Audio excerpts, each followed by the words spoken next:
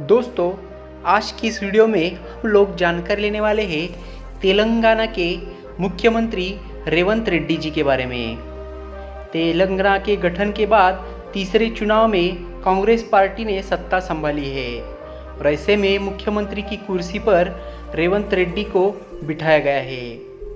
अपनी मेहनत और काबिलियत के बलबूते पर वह कांग्रेस आला कमान के चहेते बन गए हैं। आइए इस वीडियो में हम लोग जानते हैं रेवंत रेड्डी की पढ़ाई से लेकर राजनीति तक का पूरा सफ़र। तेलंगाना के मुख्यमंत्री रेवंत रेड्डी गुरुवार यानी 7 दिसंबर को अपनी गोपनीयता की शपथ ले चुके हैं। कांग्रेस के संगठन महासचिव केसी वेणुगोपाल ने मंगलवार शाम को यह ऐलान किया था। उन्होंने कहा था कि तेलंगाना के कांग्रेस विधायकों के प्रस्ताव पर पार्टी प्रमुख मल्लिकार्जुन खड़गे ने यह फैसला किया है। प्रदेश कांग्रेस अध्यक्ष और सांसद रेवंत रेड्डी को तेलंगाना का डीके शिव कुमार कहा जाता है।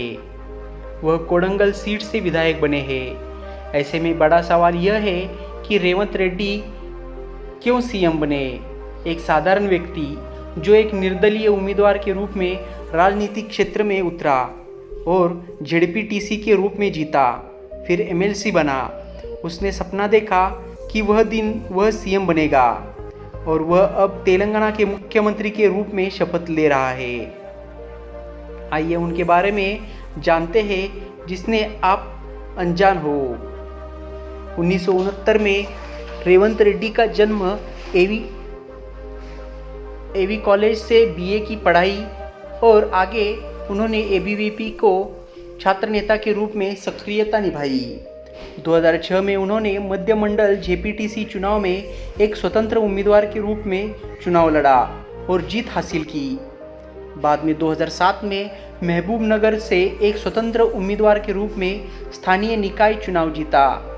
उनकी सक्रियता देखकर टीडीपी प्रमुख चंद्रबाबू नायडू ने उन्हें बुलाया और पीला दुपट्टा ओढ़ाया। उन्होंने और जोश से काम किया। 2009 में वह टीडीपी की ओर से कोडंगल से पहली बार विधायक बने। वह चंद्रबाबू के काफ़ी करीबी बन गए और पार्टी में अहम भूमिका निभाई। इसके बाद रेवंत रेड्डी 2014 में कोडंगल से फिर से चुने गए। यह उनकी लगन ही है कि उन्होंने टीडीपी के जमीनी नेता और पार्टी के कार्यकारी अध्यक्ष के रूप में महत्वपूर्ण जिम्मेदारियां निभाई। 2015 के एमएलसी चुनाव के दौरान रेवंत रेड्डी तेलंगाना में तब सनसनी बन गए जब उन्हें करेंसी नोटों के इस्तेमाल के मामले में गिरफ्तार किया गया। हालांकि रेवंत बिल्कुल भी नहीं डरे। इस सब को केसीआर एंड कंपनी ने एक साजिश का रूप दे दिया। उस वक्त उन्होंने मूंछों पर ताव देकर केसीआर को सीएम की कुर्सी से हटाने की कसम खाई। अपनी बेटी की शादी में मेहमान बनकर आने जाने जैसी घटनाओं से बेहद आहत रेवंत रेड्डी बिल्कुल भी निराश नहीं हुए। अगर दूसरा कोई नेता होता तो अपने भविष्य को लेकर चिंतित होता, लेकिन उन्होंने कभी आत्मसमर्पण नहीं किया। रेवंत रेड्डी और भी आक्रामक हो गए। जेल जाने और जमानत पर रिहा होने के बाद पूरा नज़ारा ही बदल गया। रेवंत जो पहले से कुछ हद तक आक्रामक नेता के रूप में जाने जाते थे, उन्होंने फिर अपने शब्दों और आलोचनाओं में तीखापन बढ़ा दिया। जैसे उन्होंने माइक पकड़ा, वह केसीआर और उनके परिवार पर कठोर शब्दों का प्रहार करने लगे। वह अपनी खुद की सोशल मीडिया आर्मी बनाकर अपनी छवि को काफ़ी ऊपर उठाने में कामयाब भी रहे। वही तेलंगाना में टीडीपी के कमज़ोर होने से सभी विधायक निकल चुके। ऐसे में रेवंत अकेले ही रह गए। दूसरी ओर चंद्रबाबू ने भी तेलंगाना पर ज़्यादा ध्यान नहीं दिया। उसी समय उनके प्रशंसक चाहते थे कि वे एक नई पार्टी बनाए।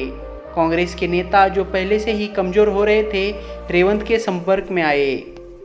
जब चंद्रबाबू नायडू को इस बात का पता चला तो उन्हें पार्टी से निलंबित कर दिया गया और रेवंत की दोस्ती हाथों हाथ तय हो गई।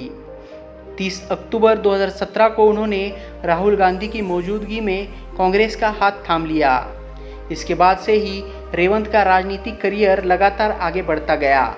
अपनी वाकपटुता से उन्होंने सत्तारूढ़ बीआरएस नेताओं, खासकर केसीआर की कड़ी आलोचना की और तेलंगाना में सरकार के विरोधियों को अपनी ओर मोड़ लिया।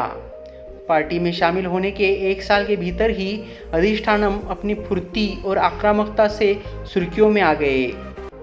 इसके साथ ही तेलंगाना के प्रदेश कांग्रेस कमेटी अध्यक्ष की रेस में 2 दिग्गज आमने सामने खड़े हो गए, लेकिन उत्तम कुमार रेड्डी को पार्टी की कमान सौंप दी गई। 2018 के चुनाव में कांग्रेस फिर हार गई।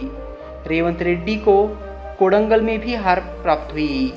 नतीजा ये हुआ कि उनके खिलाफ आलोचना बढ़ गई, लेकिन बस 1 साल बाद 2019 के लोकसभा चुनाव में उन्होंने पूरे देश के सबसे बड़े संसदीय क्षेत्र मल्काजीगिरी से सांसद के तौर पर जीत हासिल की और फिर से अपनी ताकत दिखाई।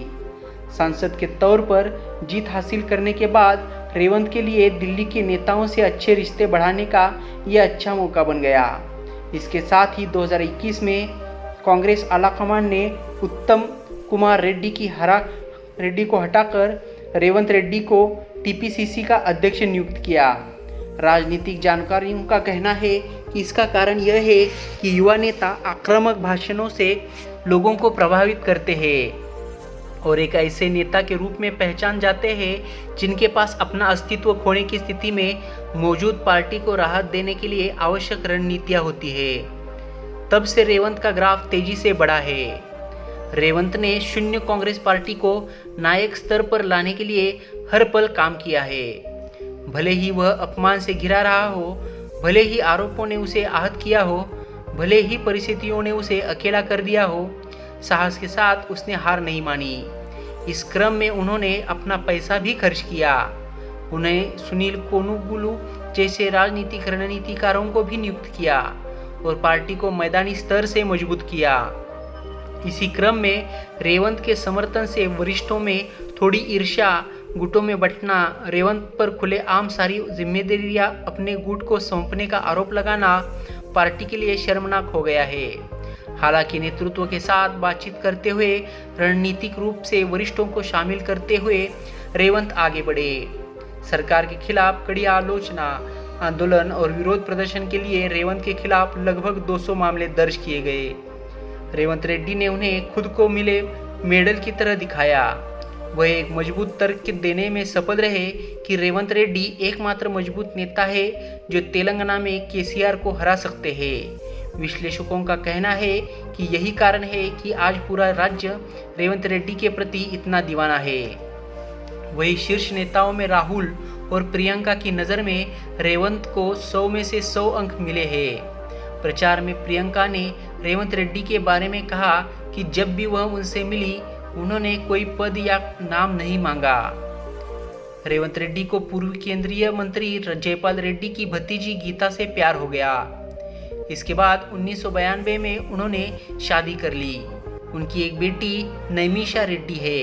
कुछ महीने पहले एक पोते का भी जन्म हुआ। रेवंत रेड्डी ने कई मौकों पर कहा कि उनका पूरा ध्यान पार्टी और राज्य के मुद्दों पर होगा, क्योंकि उनका कोई पारिवारिक संबंध नहीं है। चूँकि वह हमेशा रियल एस्टेट क्षेत्र में रहे हैं, वह आर्थिक रूप से मजबूत है और उन्हें उस दिशा में कोई समस्या नहीं है, इसलिए उन्होंने राजनीति पर ध्यान केंद्रित किया है।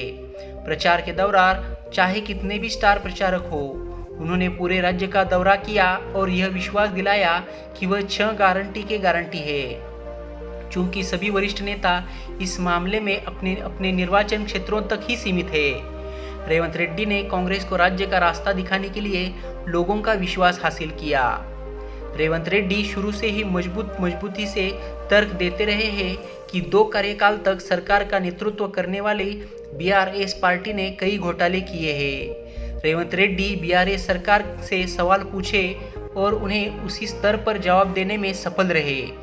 हालांकि कांग्रेस पार्टी अपनी आंतरिक कलह के लिए जानी जाती है, लेकिन यह मजबूती से माना जाता है कि केवल रेवंत रेड्डी ही पार्टी को बिना किसी मतभेद के चलाने में सक्षम थे। इसके अलावा रेवंत जो राज्य में बीआरएस सरकार के खिलाफ अपनी आवाज़ उठाने में सफल रहे हैं, रेवंत बार बार कहते रहे हैं कि उनका लक्ष्य भ्रष्टाचार मुक्त शासन, विकास और कल्याण को आगे बढ़ाना है।